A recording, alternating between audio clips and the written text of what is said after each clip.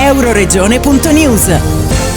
La sfida. Friuli Venezia Giulia è luogo di incontro permanente delle capitali della cultura. Il ruolo che le capitali europee della cultura possono rivestire nel rilanciare il sogno europeo è stato al centro del 19° forum dell'Euroregione Aquileiese, tenutosi a Udine. Dal forum la proposta di una conferenza annuale delle capitali della cultura da ospitare in regione. Il forum è un appuntamento di caratura internazionale organizzato dall'Associazione Culturale Mitteleuropa, guidata dal console onorario della Repubblica Ceca Paolo Pettiziolo, al quale abbiamo chiesto quale possa essere il ruolo delle capitali della cultura, soprattutto di quelle transfrontaliere, in un contesto storico dove si rischia che i confini, in parte già eretti nuovamente, si stabilizzino dinanzi all'incapacità di vincere insieme le grandi sfide. Però la storia ci insegna che quello che non succede in 100 anni succede qualche volta in 10 minuti.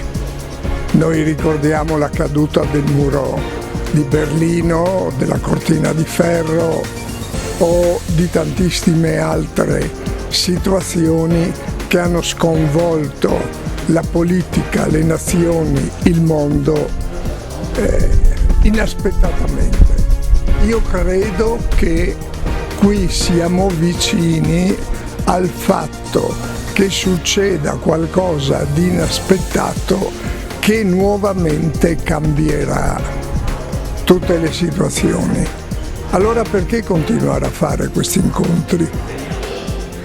Ma proprio per essere pronti ad affrontarle e a cercare di fare in modo che siano il meno drammatiche possibili, almeno per noi, gente di frontiera, che di disgrazie ne abbiamo già avute troppe.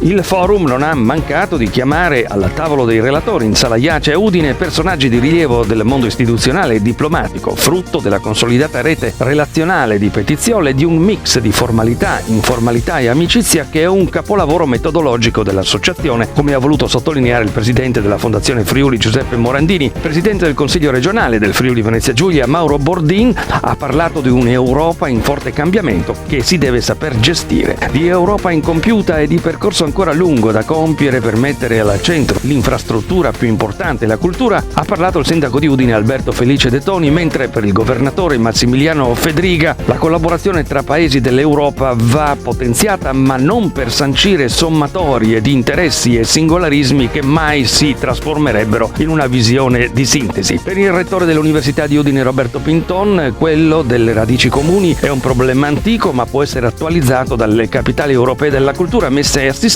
in una rete transnazionale e coinvolgendo soprattutto i giovani. La neo-assessore ai grandi eventi di Gorizia Patrizia Artico ha presentato Go 2025, prime città transfrontaliere d'Europa a diventare capitale europea della cultura nel 2025, descrivendo di questo territorio la storia travagliata, ma che oggi si appresta ad essere uno straordinario esempio di rilancio del dialogo tra popoli. Al tavolo dei relatori anche il presidente della Fondazione Aquileia Roberto Corciulo, che ha parlato di una grande mostra nell'ambito della collaborazione con Go 2025, e a sorpresa l'ambasciatore Lamberto Zagnier, che ha voluto rimarcare come la cultura sia necessario punto di partenza per un confronto su quello che ci divide e su quello che ci unisce, al fine di unire le preoccupazioni dei paesi che condividono le stesse sfide. Nella sessione pomeridiana dei lavori è intervenuta l'eurodeputata Elena Lizzi, che ha indicato un prossimo importante evento il 9 aprile 2024 a Bruxelles per coinvolgere le massime istituzioni europee e presentare il progetto dell'Associazione Mitteleuropa, quello di una conferenza annuale permanente delle capitali della cultura da ospitare in Friuli Venezia Giulia.